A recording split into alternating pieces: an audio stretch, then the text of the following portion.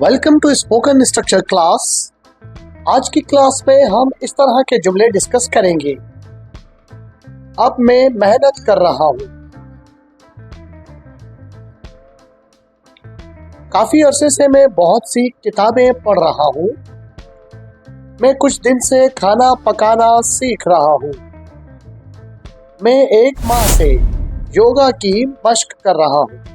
अगर हम नोट करें तो ये सारे जुमले वो जुमले हैं जिसमें माजी से काम शुरू हुआ है और हाल में जारी रहा है।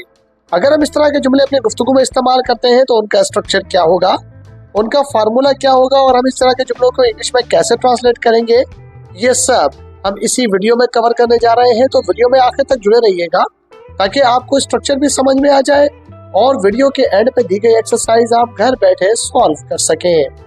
स्पोकन इंग्लिश स्ट्रक्चर की आज की हमारी ये क्लास 5 है, जिसमें हम डिस्कस करेंगे कि ऐसे जुमले जिनमें काम माजी से शुरू होता है और हाल तक चलता है, उनकी इंग्लिश ट्रांसलेशन के लिए हम क्या इस्तेमाल करते हैं। तो ऐसे जुमलों की इंग्लिश ट्रांसलेशन के लिए हम इस्तेमाल करते हैं हैज बीन और हैव बीन। चलिए हैज बीन और हैव बीन के कुछ जुमले बनाते हैं और उनकी प्रैक्टिस करके देखते हैं। अब इन जुमलों को इंग्लिश में बोले। मैं इम्तिहानात की तैयारी कर रहा हूँ। मैं इम्तिहानात की तैयारी कर रहा हूँ। I have been studying for exams. इस जुमले में हमारा सब्जेक्ट आई है, लिहाजा हमने हेल्पिंग वर्ब है बीन लगाया है। स्टडी वर्ब है, उसके साथ हम आईएनजी का इजाफा करते हैं और फॉर एग्जाम्स इस जुमले में ऑब्जेक्ट है। मैं अपने वालिदैन की मदद कर रहा हूँ। मैं अपने वालिदैन की मदद कर रहा हूँ। I have been helping my parents। इसमें हमारा सब्जेक्ट I है, लिहाजा हमने हेल्पिंग वर्ब है बीन लगाया है।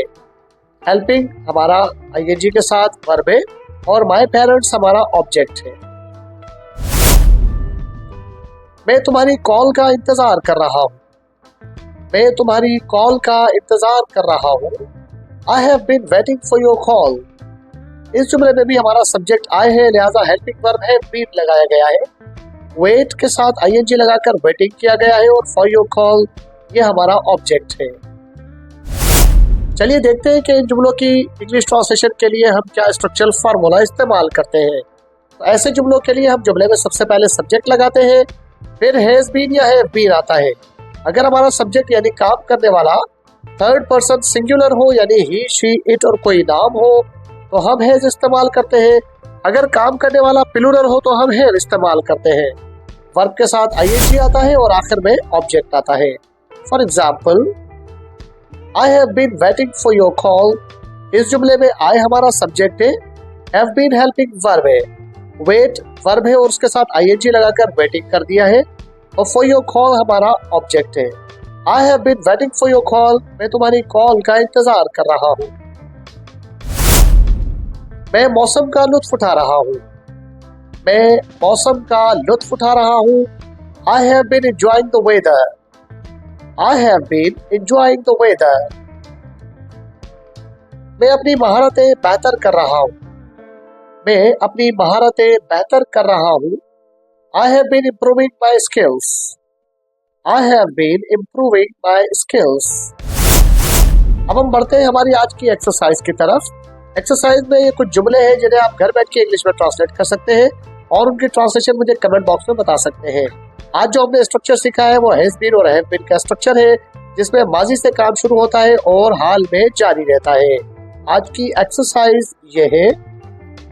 अब मैं मेहनत कर रहा हूँ। काफी अरसे से मैं बहुत सी किताबें पढ़ रहा हूँ।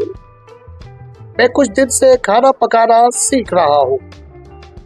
मैं एक माह से योगा की मशक कर रहा हूँ। इन जुमलों की इंग्लिश ट्रांसलेशन आप मुझे कमेंट बॉक्स में बताइएगा। घर बैठे और फ्री में इंग्लिश सीखने के लिए हमारे चैनल को सब्सक्राइब कर लीजिए। मिलते हैं अगली वीडियो में। टिल देन अल्लाह हाफिज।